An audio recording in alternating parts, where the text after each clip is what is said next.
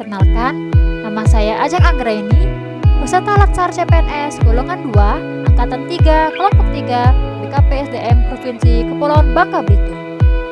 Pada kesempatan ini, saya akan memaparkan sebuah monolog yang berkaitan dengan instansi dan profesi saya sebagai perawat di Rumah Sakit Umum Dr. Insinyur Soekarno, Provinsi Kepulauan Bangka Belitung.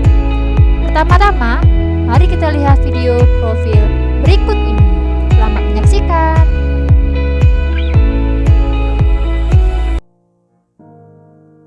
Rumah Sakit Insinyur Soekarno adalah rumah sakit yang berada di Provinsi Kepulauan Bangka Belitung, di bawah Dinas Kesehatan Provinsi Kepulauan Bangka Belitung.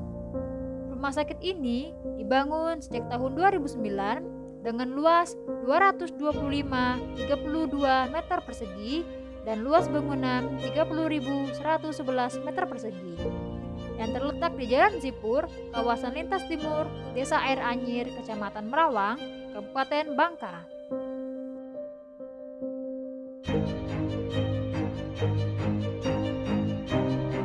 Rumah Sakit Insinyur Soekarno dilengkapi pula dengan fasilitas yang lengkap dan modern guna menunjang proses penyembuhan pasien, perawatan dan pemulihan pasien.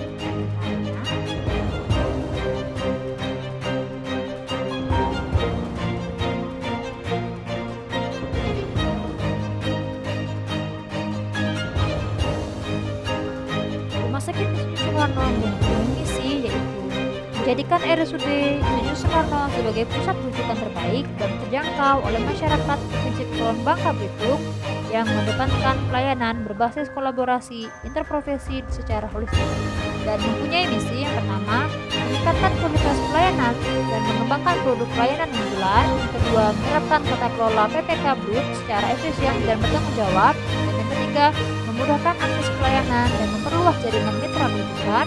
Yang terakhir, yang keempat, meningkatkan kompetensi SDM, melengkapi sarana prasarana dan memenuhi kebutuhan SDM sesuai standar. Dan ini adalah struktur Rumah Sakit Insinyur Soekarno, dan dalam pengelolaannya dipimpin oleh seorang direktur dan dibantu oleh 3 wakil direktur, diantaranya Wakil Direktur Umum dan Keuangan, Wakil Direktur Pelayanan dan Perawatan, dan Wakil Direktur Sarana Prasarana dan Pengembangan Teknologi.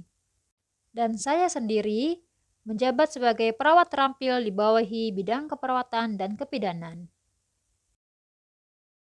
Dan tugas saya sebagai perawat yaitu yang pertama, memberi asuhan keperawatan, yang kedua, sebagai advokat pasien, ketiga, sebagai edukator, keempat, sebagai koordinator, kelima, sebagai kolaborator, yang keenam, sebagai konsultan, dan yang ketujuh, sebagai pembaharu.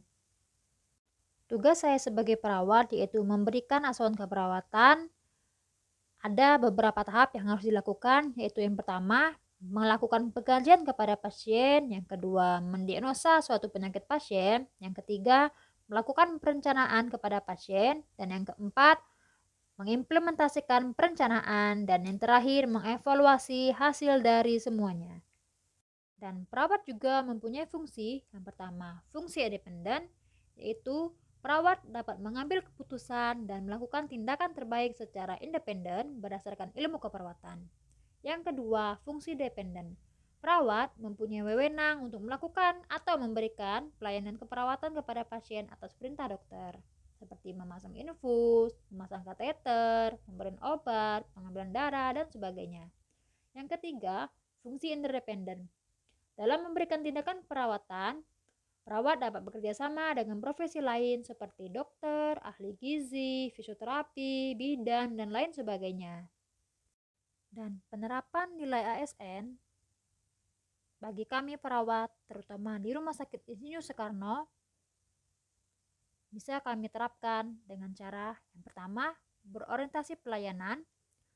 Kami seorang perawat harus ramah terhadap pasien, menjelaskan prosedur tindakan yang akan dilakukan, dan meminta persetujuan pasien sebelum tindakan dilakukan dan melakukan tindakan sesuai SOP yang ada. Kemudian akuntabel. Sebagai edukator, perawat memberikan edukasi kepada pasien dengan baik yang bisa diberikan melalui leaflet yang telah disediakan oleh rumah sakit. dan tidak menerima gratifikasi dalam bentuk apapun. Kemudian yang ketiga, kompeten.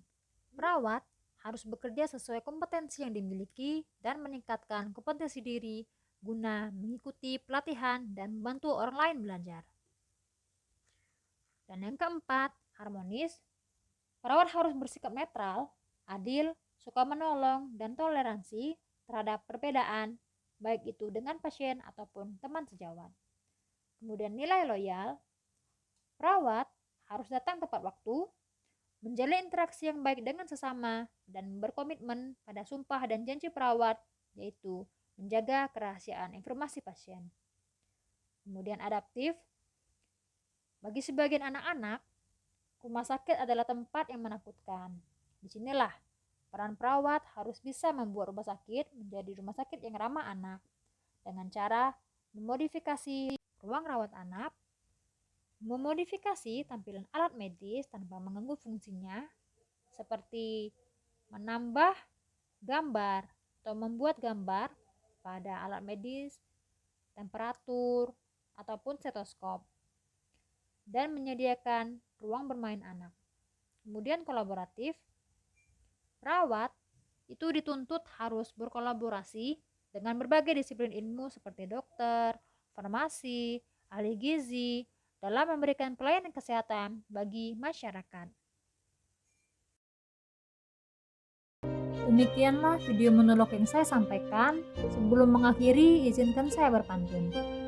Burung irian, burung cenderawasih, hujan turun mulai terjatuh. Cukup sekian dan terima kasih.